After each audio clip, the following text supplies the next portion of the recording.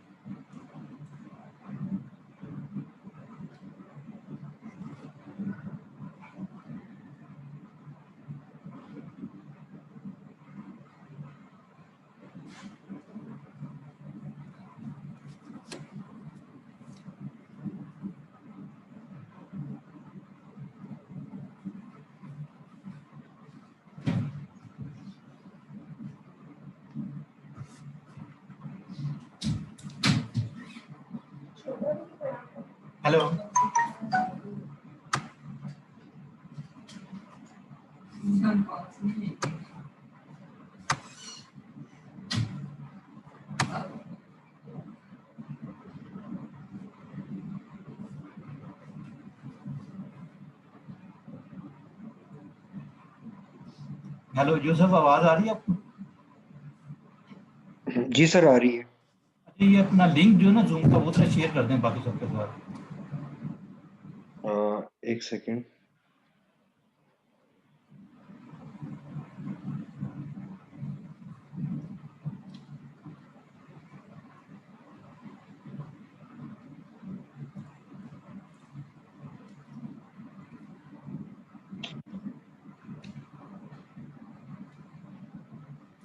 जी sir, कर दिया मैंने।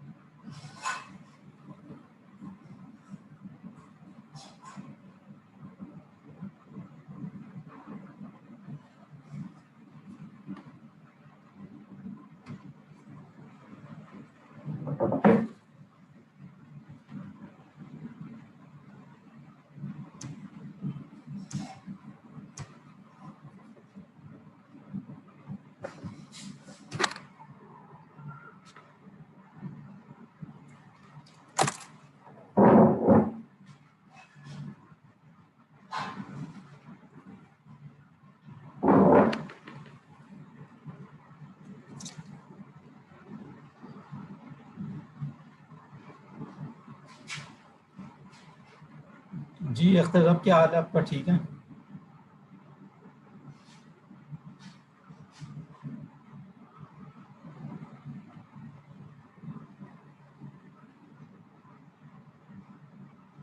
जी अख्तर साहब, आवाज़ आ रही है आपको?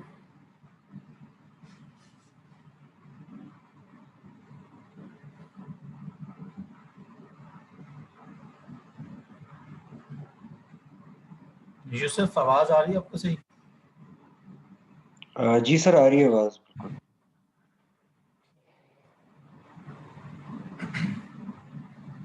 यूसुफ, आपने फर्स्ट क्लास नहीं अटेंड की थी?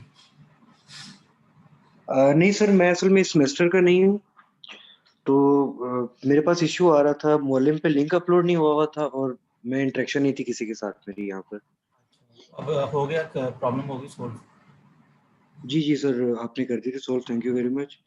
अच्छा, दूसरा बेसिकली आपने मेरा फोर्थ सेमेस्टर है और मैंने उसको ड्रॉप कर दिया था सेकंड सेमेस्टर में ये कोर्स। आपने उधर फायोरी में करवा लिया रजिस्टर? जी जी सर, रजिस्ट्रेशन मेरी कंप्लीट है सारी। फायोरी में, चले मैं वो चेक मैंने एडवांस में चेक करवा कर ली। लूँगा। और जी सर। आपको आवाज़ नहीं आ रही अख्तर साहब? जी आ रही हुआ आ आवाज़ रही आ रही हुआ है। अब ठीक है, आप खैरियत से हैं? जी शुक्र है अल्लाह का। क्या आप खैरियत से हैं सर? जी अल्लाह का शुक्र। और किसी ने ज्वाइन करना है? आएंगे लोग? एक एहसन है, Ehsan Bilal, I think. Message करते हैं उसे फिर, वरना 5 मिनट में हम स्टार्ट करते हैं। जैसे मैं मैसेज कर दूँ।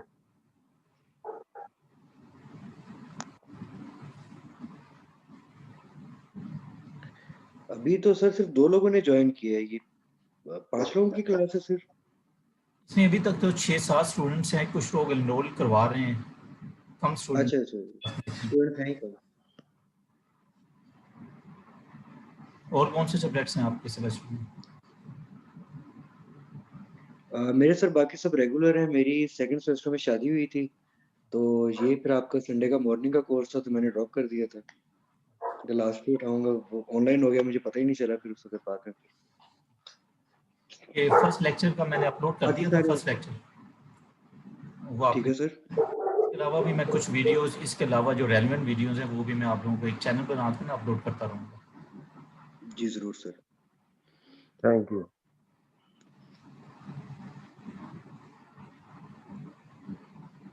सर फ्री हैं आप? थोड़ा-सा ओवरव्यू मैं आपसे ले सकता हूँ इस कोर्स का कि इसमें हम एक्चुअली पढ़ेंगे क्या? क्योंकि जी मेरे मैं पास आपको कोई बताता साथ। हूँ। जी सर। जी मैं आपको बताता हूँ। जी क्या कह रहे थे आप? सर मतलब ओवरव्यू इस कोर्स का कि ह्यूमन रिसोर्सेज के बारे में सारा कुछ हम पढ़ेंगे, उसी की जी मैनेजमेंट जी थ्रूआउट बिल्कुल इसमें। बिल्कुल। और सारा कुछ थ्योरेटिकल ही होगा आई थिंक सो, इसके अंदर कोई प्रैक्टिकल या कोई न्यूमेरिकल नहीं चीज़ें नहीं होंगी। नहीं, इसमें चीज़ें होंगी कुछ। मैं थोड़ा सा आपको ओवरव्यू दे देता हूँ कोर्स का। हो सकता है फिर मैं आपके साथ कोर्स आउटलाइन भी ठीक शेयर है। करूँगा। Basically the title of the course is project जी sir. Human and communication. Basically human resource से रिलेटेड कोर्स है। इसमें ह्यूमन रिसोर्स की बेसिक, क्योंकि कुछ अक्सर लोगों ने होता है कि क्लास में नहीं पढ़ी होती, तो कुछ चीज़ें मैं आपको साथ साथ इसकी बेसिक्स भी बताऊंगा। और साथ साथ हम प्रोजेक्ट को भी डिस्कस करेंगे, क्योंकि आई थिंक कि आप लोगों की जो स्पेशलाइजेशन है that is related to the project management. तो इसमें हम उसकी जी स्पेशल सर। को भी, प्रोजेक्ट को भी डिस्कस करेंगे कि हम हाउ दी जो ह्यूमन रिसोर्स मैनेजमेंट है that varies with respect to the project management, उसके साथ किस तरीके से इसको लिंक करते हैं। लेकिन हमारे जितने भी सब्जेक्ट्स होंगे ultimately that will be related to the human resource. एक या दो लेक्चर्स हम इसकी कम्युनिकेशन से रिलेटेड भी रखेंगे। प्रोजेक्ट कम्युनिकेशन जो है वाई इट इज़ इम्पॉर्टेंट, और क्या क्या उसके कम्युनिकेशन मेथड्स होते हैं उसको डिस्कस करेंगे। लेकिन बेसिक जो हमारा ओवरऑल व्यू है दैट इज सही है। Related to the project human resource से रिलेटेड होगा। अच्छा, लास्ट क्लास में हमने कुछ बेसिक कॉन्सेप्ट्स डिस्कस किए थे, लाइक बेसिक जी मैनेजमेंट। सर। जो आप लोगों के as a management science students आपको पता होने चाहिए। तो आप लोग उसकी, मैं बहुत ज़्यादा रिपीट नहीं करूँगा, थोड़ा सा रीकैप मैं कर देता हूँ आज के सेशन में भी। लेकिन उसके बाद आपने डिटेल्ड वीडियो जो है देख लेनी है, जो हमारा फर्स्ट लेक्चर है उससे रिलेटेड जो ज़रूर है। सर। तो और मैं आपको वीडियोस भेजूंगा। कुछ यूनिवर्सिटीज़ के लिए मैंने वो की थी रिकॉर्ड, कुछ दूसरी यूनिवर्सिटीज़ के लिए, कोई 4 to 5 years बैक। तो वो भी जी रेलिवेंट सर। होंगे, वो भी that will also help you. उसके बाद भी अगर आप लोगों को कुछ चीज़ क्लियर ना हो तो यू शुड नोट डाउन करें, और उसमें हम क्लास में डिस्कस किया करेंगे ताकि बाकी सब लोगों का भी फ़ायदा हो। अच्छा, इसमें कुछ जो है जी सर। न्यूमेरिकल पोर्शन बहुत ज़्यादा नहीं होंगे, लेकिन हो सकता है कोई 10 to 15% मैं न्यूमेरिकल का पोर्शन रखूँ। फॉर एग्जांपल आज हो सकता है कि मैं आपको थोड़ा सा calculations related to the productivity, हम लास्ट टाइम हमने डिस्कस कर लिया था क्योंकि उसको कैलकुलेट किस तरीके से करते हैं, ह्यूमन रिसोर्स की प्रोडक्टिविटी को और मशीन प्रोडक्टिविटी को, उसको मैं आपको थोड़ा सा डिस्कस करूँगा।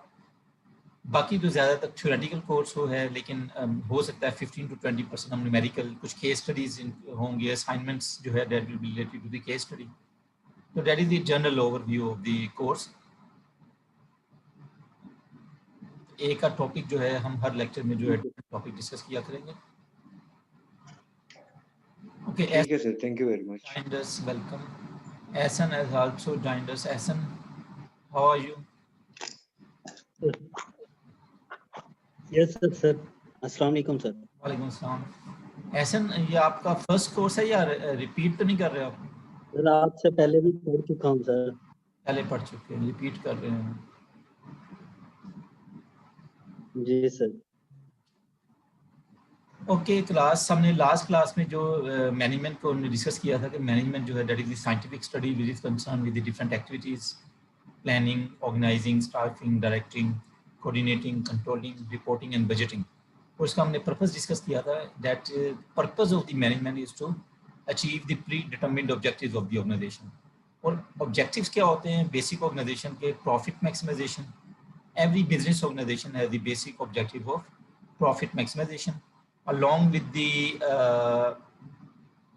cost minimization so that we can achieve productivity. Productivity को हमने डिटेल में थोड़ा सा डिस्कस किया था। प्रोडक्टिविटी जो होती है उसको that is the ratio of the output to the input, इसको हम कैलकुलेट कर सकते हैं। आज के सेशन जब हमारा सेकंड सेशन स्टार्ट होगा तो उसमें मैं आपको बताऊंगा कि how we can calculate the productive. For example human resource की, हर ह्यूमन रिसोर्स जो है, every human resource is not equally productive. Some people are more productive, some labor will be less productive. तो हमें किसी कैसे पता चलेगा कि which employees are more productive? We can calculate it to some extent. तो उसका थोड़ा सा आइडिया मैं आपको दूंगा कि how we can calculate the productivity. Similarly, we can calculate the productivity machines की productivity को भी हम calculate कर सकते हैं। उसका भी आइडिया आज के next session में इंशाल्लाह उसको हम डिस्कस करेंगे। Then we discussed about planning. Planning को थोड़ा सा हमने डिटेल में डिस्कस किया था। प्लानिंग जो होती है that is the projective course of action for the future and उस purpose is to achieve the predetermined objectives of the organisation. Planning में हमने कुछ इंपॉर्टेंट कॉन्सेप्ट्स डिस्कस किए थे। ये कॉन्सेप्ट्स वो हैं जो आप लोग ऑलरेडी पढ़ चुके हैं किसी न किसी लेवल पे, लेकिन थोड़ा सा हमने इसको डिटेल में डिस्कस किया था। लास्ट क्लास में एक ही स्टूडेंट था। इन कॉन्सेप्ट्स को हमने कुछ कॉन्सेप्ट्स डिस्कस कर लिए थे, लाइक विजन को हमने डिस्कस किया था। विजन को हम दो तरीकों से डिफाइन करते हैं। एक तरीका ये होता है विजन का कि where you want to see your organization in the near future, कि आप अपनी ऑर्गेनाइजेशन को अगले 20 साल में 30 साल में किस पोजीशन पर देखना चाह रहे हैं, that is the vision. Second हमने इंपॉर्टेंट ये डिस्कस किया था कि जो विजन है that is the intellectual ability of a leadership. ठीक है, one of the way we can differentiate between managers and leaders, that is the vision. जो लीडर्स होते हैं वो हमेशा अपनी नेशन को, अपने एम्प्लॉइज़ को, अपने लोगों को, अपनी ऑर्गेनाइजेशन को एक विजन देते हैं and that is the important characteristic of leadership and it also differentiate the leaders from that of managers. तो विजन जो होता है that is very important. Mission को हमने डिफाइन किया था कि that is the basic purpose of the organization for its existence. Why the organization exist, the basic reason for the organization for its being, that is the mission. For example Ufone का mission जो है that is to provide the telecommunication services, इससे related उसका mission होगा। और strategy is most important. Strategy को हमने detail में डिस्कस किया था, अख्तर साहब ने क्लास ली थी। Yes sir. रिकॉर्डिंग भी आप लोगों ने गो थ्रू हो जाना रिकॉर्डिंग से, अगर कुछ चीज़ क्लियर ना हो तो उसको देख लें, क्योंकि कॉन्सेप्ट्स हमने इस वजह से मैंने रिपीट करवाए थे। ये हो सकता है आपने किसी ना किसी लेवल पे पढ़े में हों, लेकिन ये कॉन्सेप्ट्स इतने इंपॉर्टेंट हैं। मैनेजमेंट का कोई भी सब्जेक्ट हो, एचआर के लिए तो बहुत ही ज़्यादा इंपॉर्टेंट है, वैसे अदर मैनेजमेंट सब्जेक्ट्स में भी इसका यूज़ आता है। अगर ये आपको कॉन्सेप्ट क्लियर ना हो तो आगे जाके फिर प्रॉब्लम होती है। स्ट्रेटजी को we can define the strategy in the different ways. हमने जिस वे में इसको डिफाइन किया था वो ये था कि strategy is the comprehensive plan. All these concepts which you can see on this screen, these are directly or indirectly related with the planning. तो स्ट्रेटेजी भी एक प्लान होता है, but that is not a normal plan, that is the master. Long term plan, long term भी हो सकता है, but not जी नेसेसरली ऑलवेज लॉन्ग टर्म भी। ठीक है, इसको ज्यादा ठीक है। इंपॉर्टेंट ये है कि that is the master plan और comprehensive, more comprehensive plan which helps us that how we can achieve the basic purpose and the mission of the organization through the deployment of resources. अच्छा, इसमें हमने कुछ चीज़ें discuss की थी कि अगर आप एक अच्छी स्ट्रेटजी बनाना चाह रहे हैं तो उसके क्या इंपॉर्टेंट कंपोनेंट्स होते हैं, उसमें हमने डिस्कस किया था। थोड़ा सा मैं रिपीट कर रहा हूँ, 5-10 मिनट के बाद हमने अपना जो चीज़ें रह गई थी उसको डिस्कस करेंगे। आपने कभी भी किसी लेवल पे स्ट्रेटजी बनानी हो, किसी, चाहे वो ह्यूमन रिसोर्स की स्ट्रेटजी हो, फाइनेंस के रिलेटेड हो और TQM की हो, कोई भी स्ट्रेटजी हो, उसमें कुछ कंपोनेंट्स हम लाजमी देखते हैं। एक तो हम ये देखते हैं कि वो जो scope of the strategy, scope of the strategy का मतलब ये होता है कि लेवल ऑफ स्ट्रेटजी, वो स्ट्रेटजी आप किस लेवल पे बना रहे हैं। इसके 3 स्कोप होते हैं।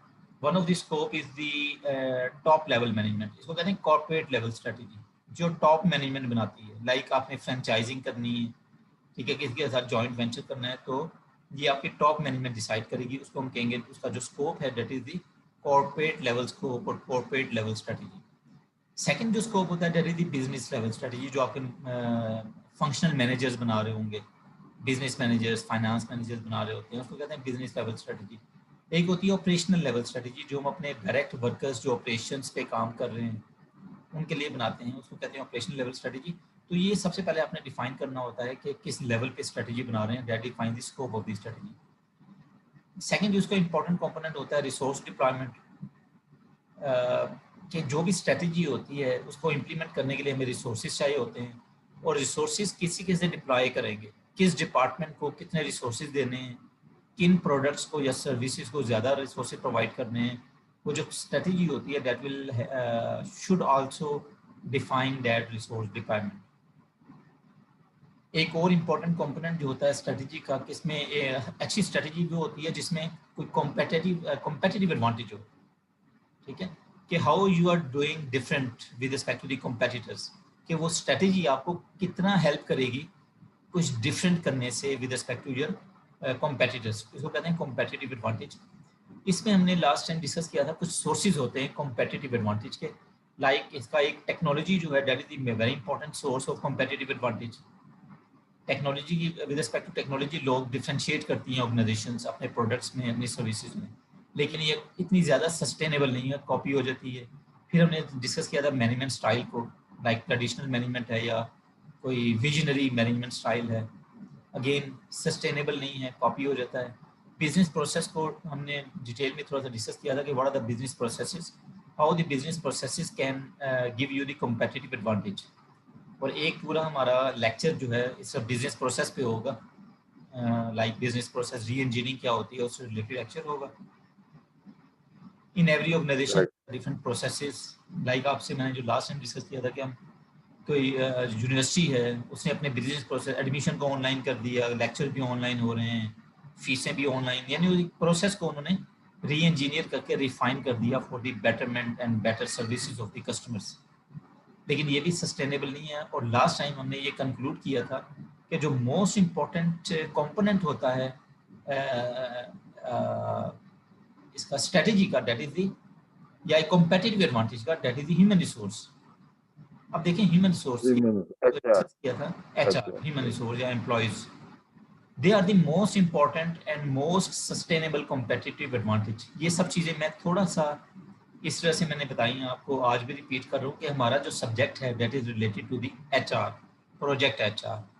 तो उसकी इम्पोर्टेंस ये है कि HR जो होती है, इस तरह से इम्पोर्टेंस इसकी होती है कि ये most sustainable, that is considered the most sustainable competitive advantage these days. उसकी रीज़न ये होती है कि ये एक ऐसा कॉम्पिटिटिव एडवांटेज है जो दूसरे लोग कॉपी नहीं कर सकते। जो आपके एम्प्लॉय का स्किल है, उसकी जो एबिलिटी है, उसकी एजुकेशन, उसका एक्सपीरियंस, वो जो है दूसरे लोग कॉपी नहीं कर सकते। That's why human resource is considered the most important and most sustainable competitive advantage. इस वजह से इसको कहते हैं that the most sustainable HR। और HR को इज़ार है हमने सारे अपने लेक्चर्स में डिस्कस करना है। तो ये थर्ड कंपोनेंट था स्ट्रेटजी का, scope, resource requirement, competitive advantage. Then हमने डिस्कस किया था goals and objectives. Now again goals and objectives are the same thing. Last time हमने थोड़ा सा इसको डिफरेंशिएट किया था कि गोल जो होते हैं जनरल होते हैं in nature, objectives are more specific in nature. With respect to the strategy जो होती है, अच्छी स्ट्रेटजी वही होगी जिसमें आपके गोल्स एंड ऑब्जेक्टिव्स डिफाइन हो।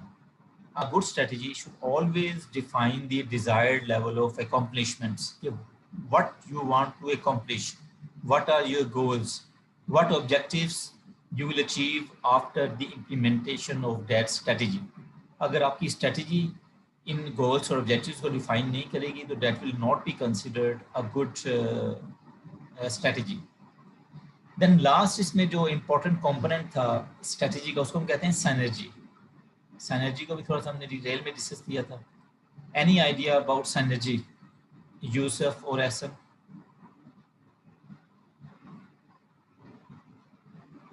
नहीं सर, सिनर्जी का आइडिया नहीं है मुझे। जी एहसन, आपको? Yes sir. synergy क्या होती है?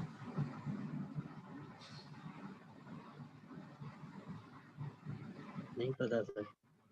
ओके, synergy को हमने डिस्कस किया था लास्ट क्लास में कि synergy का जो वर्ड है हम यूज करते हैं फॉर द टीम वर्क। कि जब आप टीम्स बनाते हैं, ऑर्गेनाइजेशन ग्रुप्स बनाते हैं, तो उनकी परफॉर्मेंस जो होती है overall that is always better than the individual performance.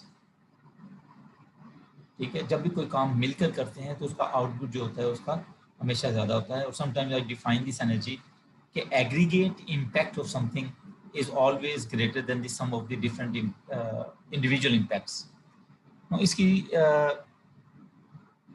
एक सिंपल सी एग्जांपल मैं आपको देता हूँ, फिर ऑर्गेनाइजेशन के वाइज अभी डिस्कस करेंगे कि अगर एक बहुत ही भारी अलमारी है और एक बंदा उसको उठाएगा तो वो नहीं उठा सकेगा, दूसरा बंदा अगर इंडिविजुअली उठाएगा तो उसको नहीं उठा सकेगा, तीसरा बंदा इंडिविजुअली उठाएगा तो नहीं उठा सकेगा, लेकिन अगर तीनों मिलके जोर लगाएंगे तो वो उसको उठा लेंगे। उसकी रीज़न क्या है कि वो जो तीनों मिलकर जोर लगाएंगे तो उससे एक एग्रीगेट इम्पैक्ट होगा जो हमेशा ज़्यादा होगा इंडिविजुअल इम्पैक्ट से। तो ये मतलब होता है सिनर्जी का।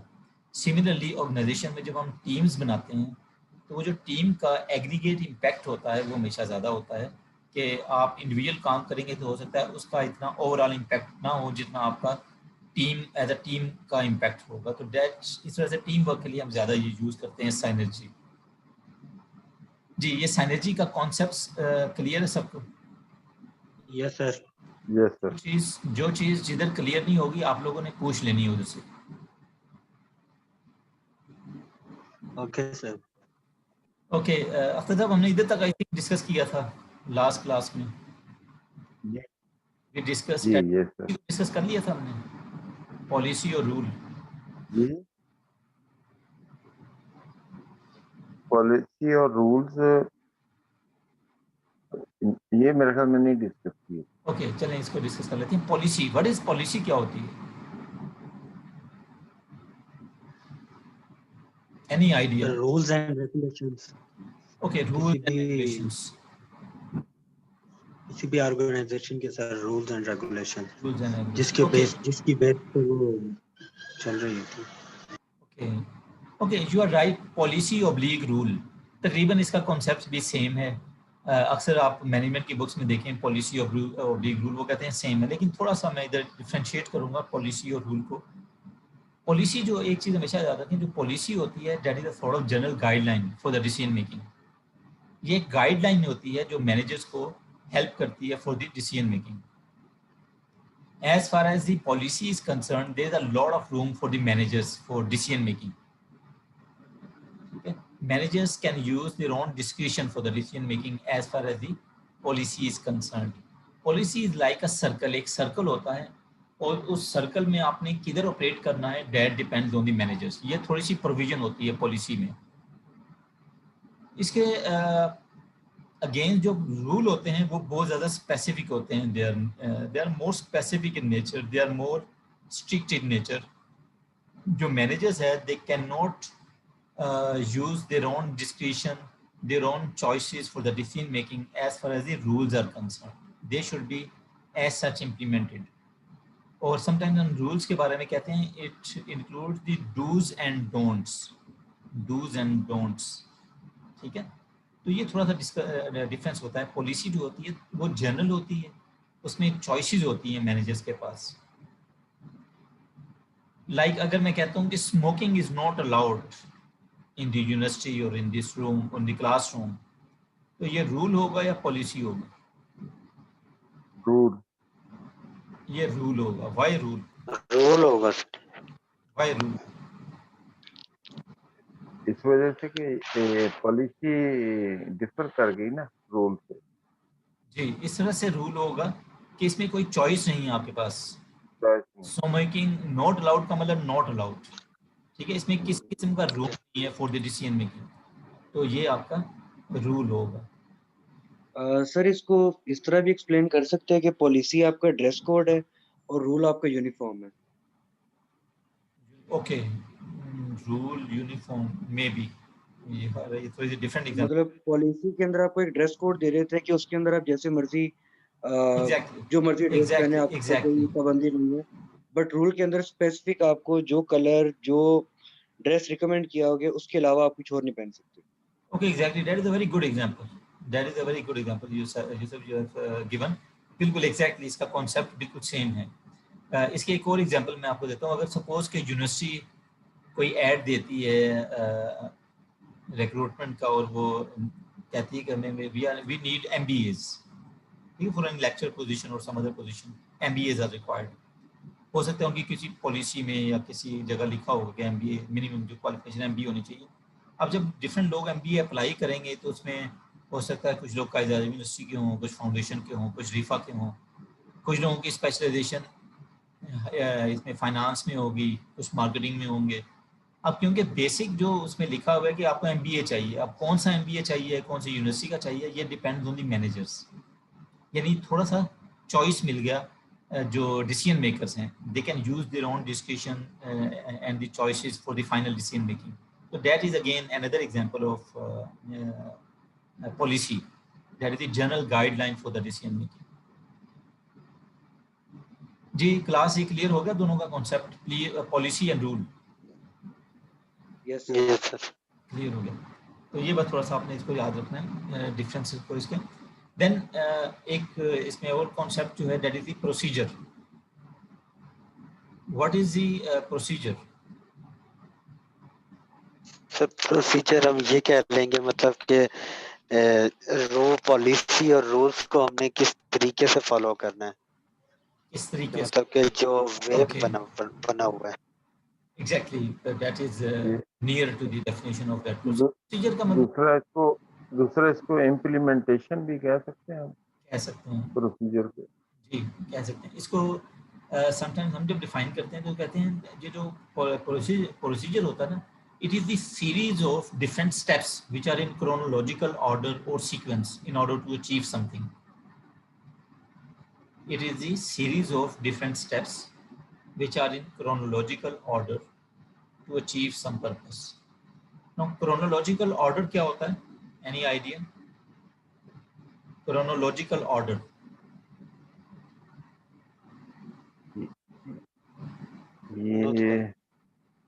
ये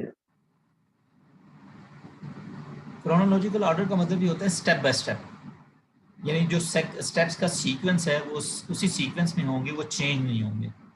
लाइक अगर आपने यूनिवर्सिटी में एडमिशन लेना है तो उसका एक प्रोसीजर होगा, उसके स्टेप्स क्या होंगे कि सबसे पहले वो ऐड देंगे, ऐड के बाद एप्लीकेशन आएगी, उसकी स्क्रीनिंग होगी, फिर स्क्रीनिंग के बाद टेस्टिंग होगी, उसके बाद इंटरव्यू होगा, उसके बाद आपकी फाइनल सिलेक्शन होगी। यानी एक प्रोसीजर है ये पूरा, स्टेप बाय स्टेप उन चीज़ों को बताया हुआ है जिसके सीक्वेंस को हम चेंज नहीं कर सकते। तो that is meant by the procedure.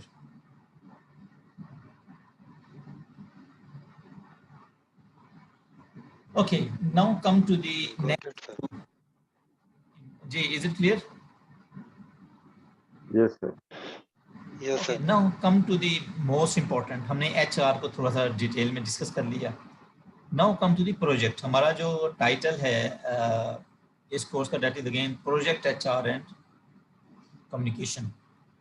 Project क्या होता है? What is the project? आप लोग ज़ाहिर है पढ़ चुके हैं, इसकी डेफिनेशन भी पढ़ चुके होंगे फर्स्ट सेमेस्टर में. How we can define project? Unique Project is we can it can be defined, but in a very it has a huge uh, uh, uh, things in project. I mean many kinds of projects, and then you can say the uh, electrical, mechanical, any procurement, that is also a project. And Sir, project has very wide range of projects, I think. जी, I anyone think. else? How we can define project? Sir I think sir ये कहना चाह रहे हैं कि all activities को हम एक ही जगह जैसे कंबाइन करते हैं तो उसका जो हम इकट्ठा करते हैं तो उसको कंप्लीट एक प्रोजेक्ट कह लेंगे. ओके, दो चीजें जो आप लोग चीजें बताएंगे उधर से हम इसकी डेफिनेशन बनाएंगे. एक चीज उन्होंने बताई कि that is the combination of the different projects. They can be the different types of projects. कुछ इंफ्रास्ट्रक्चर प्रोजेक्ट्स होते हैं, कुछ मैकेनिकल प्रोजेक्ट्स होते हैं जैसे अख्तर साहब ने बताया, और कुछ आपके सिविल के प्रोजेक्ट्स होते हैं. So it can be the set of the different activities. Okay, what else? Sir एक इसमें सेट ऑफ डिफरेंट एक्टिविटीज जो unique Purchase feature. procurement, and that is also a kind of that is project. Procurement. That is again project procurement होती है उसकी. That Yes, sir. Is part of the project management. Yes. और what else? Definite start और definite and. Starting और finishing के Human बारे में. sources को की कलेक्शन जो सर है उसको ये भी एक ह्यूमन मैनेजर या सीनियर जनरल मैनेजर के लिए ये भी एक प्रोजेक्ट ही हो गया ना sir. Okay, that is again the part of the project management. Project जैसा Part human of. resource, project human resource. Yes. Again आप जो है ह्यूमन ना रिसोर्स स्पेशलिस्ट. जी जी, क्या बता रहे हैं आप? उसके अलावा जो है सर हमारे जो लेबर वगैरह भी आती है उस वो भी जो है इसी में ह्यूमन रिसोर्स में आ जाती है ना सर. जी एग्जैक्टली. नाउ आप लोग जो बता रहे हैं that is the different parts of the project management, project procurement management, project human resource management, project quality control management. So all these are the different modules of the project management. But we were talking about the definition of the project. एक definition मैं आपको बताता हूँ इसके. Can you hear me? जी sir जी, project एक ऐसा सेट ऑफ यूनिक वर्क है जिसकी एक डेफिनेट स्टार्ट हो डेफिनेट एंड हो. डेफिनेट है. You are right. इसको समटाइम्स हम इस तरह से जैसा क्रेजनर डिफाइन करता है यूजुअली कि a project is something that has a starting point and that has an ending point. And has something unique in it. That is unique in. Reinforces that is the point. Uniqueness होनी चाहिए उसमें. You are right. Now इसके अब इसको जो आप लोगों ने जो चीज़ें बताई हैं अभी स्लाइड्स में मैं आपको जब सेकंड सेक्शन स्टार्ट होगा तो उसमें मैं आपको कुछ स्लाइड्स भी डिस्प्ले करूंगा. लेकिन just it is sometimes we define the. ये आप लोग जो चीज़ें बता रहे हैं उधर से हम डेफिनेशन बनाएंगे कि it is the set of या sequence of unique, complex and interconnected activities having single goal or purpose to be achieved within the triple constraints. And what are those triple constraints? That is within budget, within time, and according to the specification. Within budget, within time, and according to the specification. Now this definition is very important. मैं आपको slides भी दूंगा, अगर हो सके तो बेशक आप write down कर लें क्योंकि इसको मैं थोड़ा सा डिटेल में भी डिस्कस करूंगा.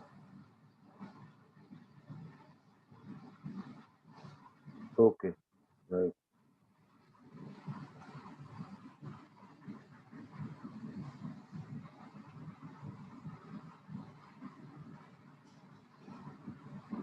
It is a sequence of unique, complex,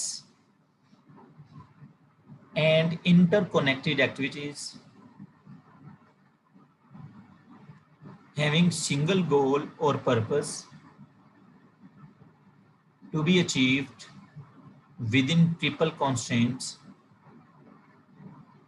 that is within time, within budget, and according to the specification. Within time, within budget, and according to the specification. Now let's discuss this definition. एक तो आप लोगों ने बताया कि it is the set of the different activities, right. बहुत सी activities होती हैं, इसमें प्रोक्योरमेंट भी आती है, ह्यूमन रिसोर्स भी आती है, क्वालिटी कंट्रोल भी होगी, और भी बहुत सी चीजें होंगी। तो it is the set of the different, लेकिन ये आम एक्टिविटीज नहीं होती, ये बहुत यूनिक एक्टिविटीज होती हैं। अब प्रोजेक्ट हमेशा याद रखें कि a project is always unique, जैसे आप लोगों ने बताया, इज ऑलवेज यूनिक। प्रोजेक्ट्स रोज रोज नहीं होते, और समटाइम्स हम प्रोजेक्ट्स के बारे में कहते हैं project has never happened before and it will never happen again in future under the same terms and conditions. जो आइडेंटिकल प्रोजेक्ट्स होते हैं ना, उनकी भी टर्म्स एंड कंडीशंस बिल्कुल सेम हो जाती हैं। तो इस वजह से हम कहते हैं कि a project is always unique. Second, the important thing, it is the unique, complex.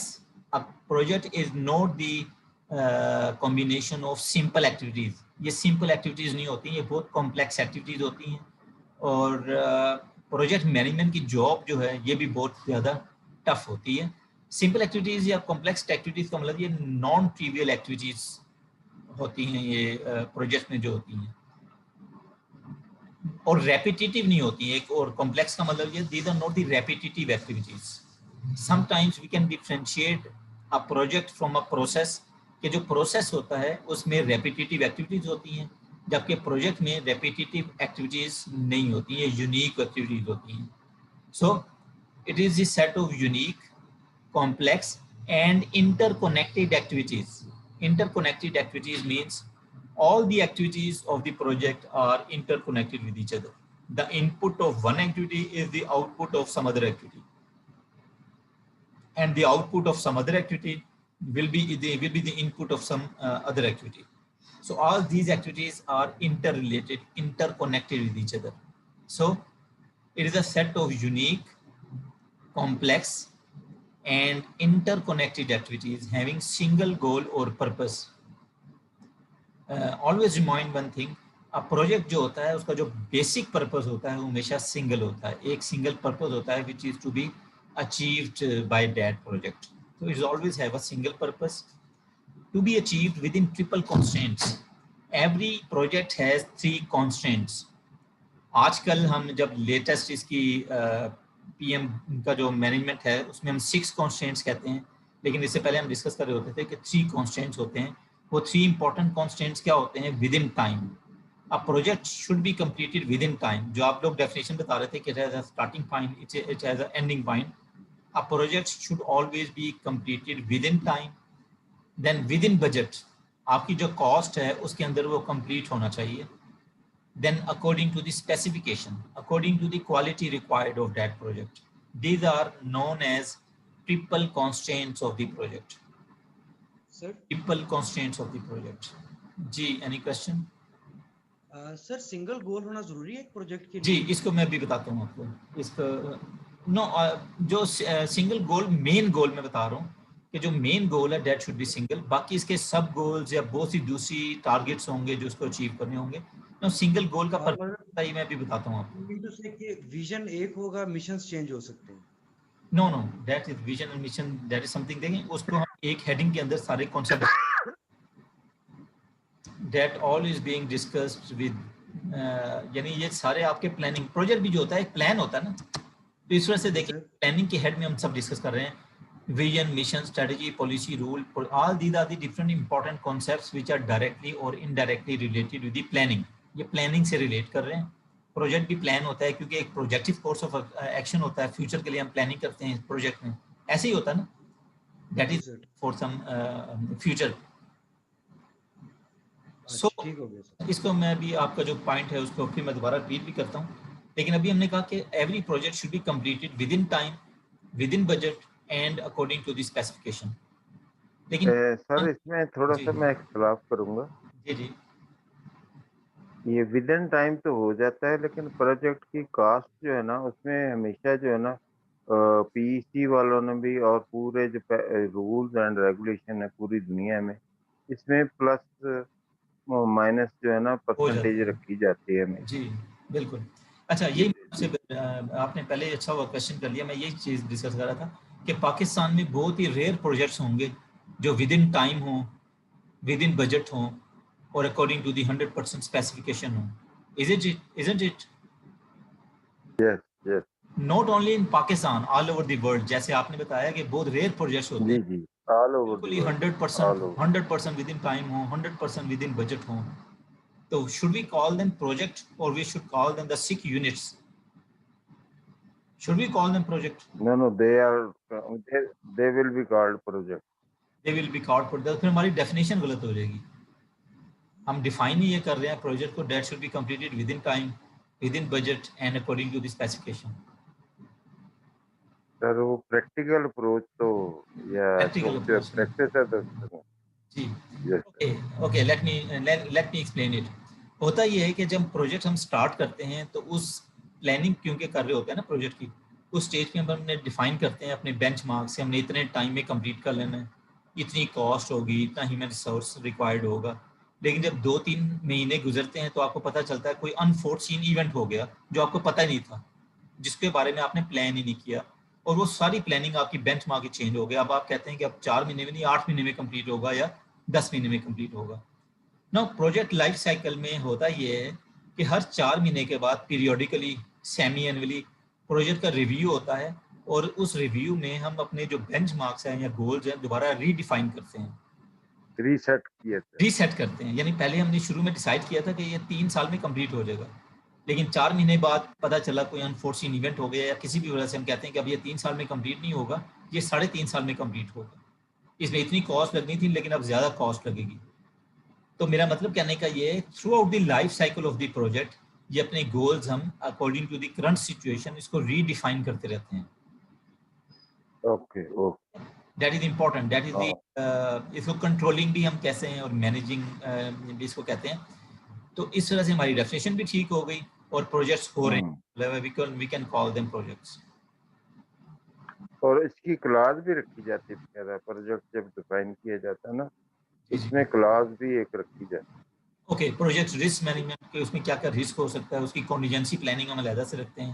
है। यस। एक डिफरेंट सब्जेक्ट है, शायद आप लोग पढ़ते भी हैं, प्रोजेक्ट रिस्क मैनेजमेंट। उसमें सारी क्लॉजेज होती हैं और सारी कॉन्टीजेंसी प्लानिंग अलग से होती है, यस। अनफोर्सीन इवेंट्स और दी अनसर्टेन सिचुएशंस कि उसको किसी कैसे हम मैनेज करेंगे for the future. Yes sir, risk management का सब्जेक्ट होता है sir.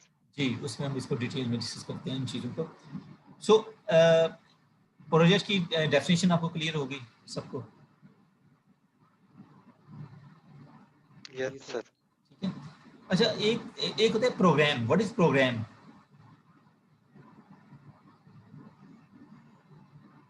Program or schedule, we can say same thing, or program is different to schedule. Okay, that is different. I see. Okay. जी, what is program? Program तो sir जैसे जैसे TV पे आप फलाना प्रोग्राम जी चल रहा है। बिल्कुल बिल्कुल, जो आप सही कह रहे हैं। 3 तरह के प्रोग्राम होते हैं। एक तरह का प्रोग्राम आपने बता दिया जो टीवी पे चलता है, जी जी। सो प्रोग्राम। दूसरी किस्म का प्रोग्राम जो होता है ना वो कंप्यूटर वाले बनाते हैं, जो प्रोग्रामिंग करते हैं, कोड्स ओ लिखते यस हैं, उसको भी यस, प्रोग्राम कहते हैं। Set of instructions, program. इसको जी आईटी जी सर। लैंग्वेज में हम डिफाइन करते हैं, सेट ऑफ इंस्ट्रक्शंस। राइट। एक तीसरा दैट इज टॉपिक आल्सो होता है that is related to the project management. Alright. Okay, अभी प्रोग्राम हमारा सर रिलेटेड टू।